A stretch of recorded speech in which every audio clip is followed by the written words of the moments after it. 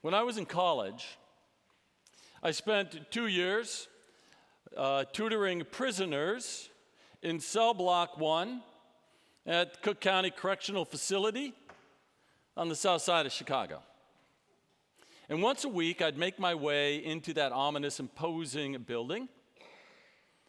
And every time, the guards treated me as if I was brand new. Even though they saw me regularly, they would rough me through the security gauntlet to get in. Now, cell block 1 housed the men who were considered the most dangerous. And I would meet with one of them in a small, special room for about 45 minutes. And we'd read or we'd do math, we'd talk. And then when time was up, he would get escorted away, and I would walk back out through the gauntlet. And here's what struck me as I reflect back on it. Life in prison is designed to be frictionless. Everything is scheduled, everything is ordered, even where you walk is marked out on the ground. It may sound strange, but that is what life without freedom looks like. Smooth, predictable, frictionless by design. And yet we know, because culture tells us, that prisons are unsafe places, which calls forth for us the paradox that sits between the pursuit of frictionless architecture and the rebellion that it inspires. I suspect, we are sitting on a rising impulse of rebellion. And I believe the church, maybe even this church, may be a prime voice in the conversation between freedom and the frictionless society. Today, I'd like to invite us to consider where we sit in this tension. On the one hand, there is Club Med, where it's all pina coladas and poolside, and you just turn around and get another one, and they put it on your tab. It's a life where groceries just show up at your door because the computer in your refrigerator indicated that you need more yogurt. Where bills are automatically paid, where Netflix picks the next movie, where you push a button and a car shows up or delivery arrives. And if you're feeling lonely, maybe particularly lonely, a perfect companion is just a click away on Replica or Soulmate AI, or my favorite title, Anima AI. There you can meet a special friend with whom you can feel perfectly safe, perfectly at ease, no twitch of the eye, no tilt of the head, no intonation of the voice, no history, no friction. And this is not an accident.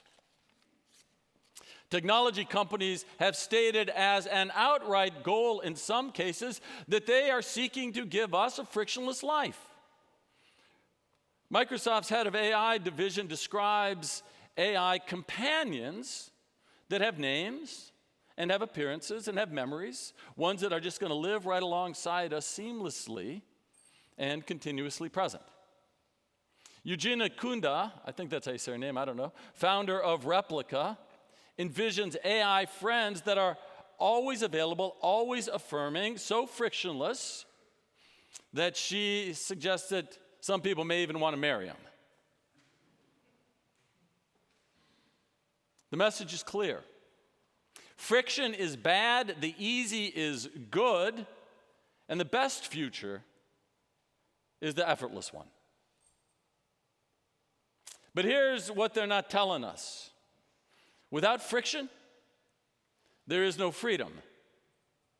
Life without friction is imbued with the same architectural impulse as those who designed cell block 1. I'm mindful of Richard Fleischer's 1973 movie Soylent Green. Any of you remember that? A couple of you, right? Some of you maybe don't remember that. Anyway, there's a scene where Detective Thorne, the protagonist, remember who that was? Charlton Heston, come on, right? Where the protagonist, Detective Thorne, all of a sudden discovers that Soylent Green is people. Famous line. Now, I've been in the corporate world, as many of you are.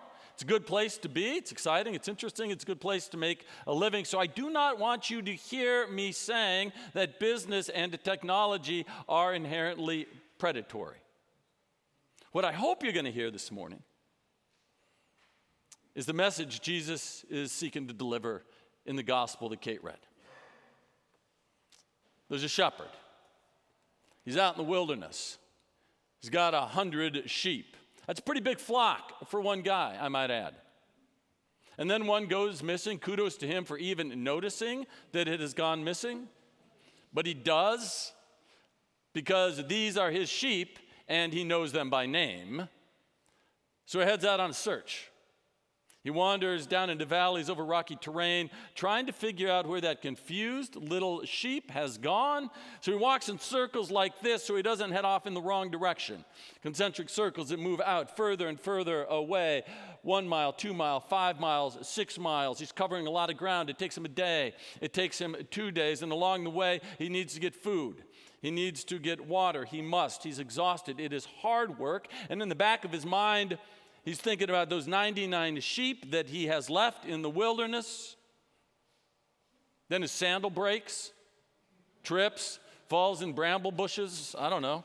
It's a hot mess. Maybe even has to use a sling to fend off a lion, a mountain lion. And when he does that, all he can think is, I hope the lion isn't coming off his last lamb meal. And then there in the midst of the tension, in the midst of the trauma, in the midst of the pain and the fear and the waiting, in the friction, he hears it. The cry of the lamb. He races towards the sound, finding that goofy little creature down in a ravine, all turned around. And what's he do? Well, he climbs down, he swoops it up on his shoulders, tosses it like this, and he starts back. But he doesn't start back into the wilderness to the other 99 sheep, does he? Instead, he heads back to the village, right, where relationship and care is to be found, where he can have his wounds healed, where somebody can fix his sandal. And most importantly, where he can tell the story. He goes back to the community, because in the kingdom of God, relationship is primary. He goes back to the community because relationship is primary. You've heard that before, right? We say that here at Epiphany. In the kingdom of God, oh, Lord, come on. What? In the kingdom of God? Right on. But here's the exciting thing about today. You're going to witness it. Jesus adds something to that aphorism. He adds the spice of rebellion to deepen our understanding that while relationship is primary, friction is necessary. While relationship is primary, friction is necessary because it is the friction that transforms us. It is the sandpaper that forms the wood. It is the tumbler that polishes the rock. It is the fire that hardens the steel. It is the heat and pressure that turns coal into a diamond. It is the suffering that produces endurance, the endurance that produces character, the character that produces hope, and hope will never let us down. There is no hope if there is no friction. There is no freedom if there is no friction. And if there is no freedom, then there is no love. And if there is no love, then there is no God. And we are freedom fighters because we know there is a God. And we know that there is love. And we know that there is hope. And so we stand as rebels, willingly rubbed, polished, hardened, heated, pressured for the sake of one sheep, for the sake of one soul. And that's the paradox. On the one hand, prioritizing relationship and the willing acceptance of the friction that unfolds over and against the promise of a frictionless society. Or to think about it another way, incarnation versus anti-incarnation. That's what we're up against. And it's not easy to make the argument that friction is better, that suffering is okay, even necessary. To argue that the twitch of the eye, the tilt of the head, the intonation of the voice, the history, the friction is preferable to an AI companion that pops up on your screen like a genie out of a bottle to make all your dreams come true. Frictionless encounter is an anti-incarnational engagement that may lead to life in cell block 1. I live with that tension. I live with that paradox, the allure of a streamlined life. I'm as big a fan as the next guy as a fob that helps me find my keys. I probably need one to find my coffee cup. Because technology is good. It can free us up to do things. Nothing wrong with that. That's okay. But it can also suck us into the vortex of the anti-incarnational, where profound loneliness lurks. So that's what I'm calling us to be on the lookout for today. Right? The unintended consequences of a frictionless life. And the pressure is immense and ubiquitous, with a lot of industries that seek to create a frictionless life for us, which intentionally or unintentionally can imprison us in an anti-incarnational box. Instead, consider Jesus as your leader in the rebellion. After all, Jesus, he allowed the hard wood of the cross to rub raw his shoulders as he climbed Golgotha. There is no freedom if there is no friction, or to say it another way, there is no resurrection if there is no cross. The entire theology of Christianity is built on the friction of the cross as the necessary path to resurrection, which is maybe why Christianity writ large is shrinking.